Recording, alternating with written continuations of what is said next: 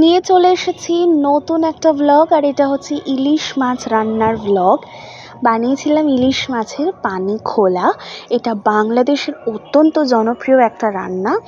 এই রান্নাতে সবথেকে বেশি যেটা লাগবে সেটা হচ্ছে পেঁয়াজ।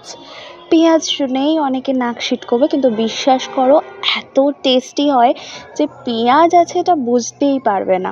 যাই হোক, আমি 6 পিস মাছের জন্য 4টে পেঁয়াজ ঝিরিঝিরি করে কেটে নুন আর সর্ষের তেল দিয়ে খুব ভালো করে মেখে নিয়েছিলাম।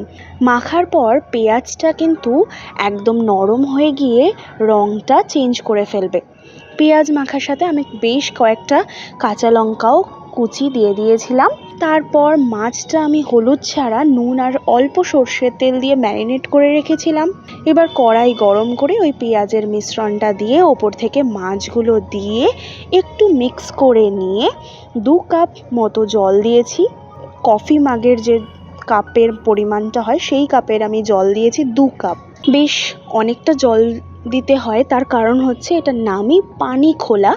ওপর থেকে কয়েকটা চেরা কাঁচা লঙ্কা দিয়ে দিয়েছি, আর ঝোল ফুটে ঘন হয়ে এলে ওপর থেকে দিয়ে দিয়েছি কাঁচা সর্ষের তেল।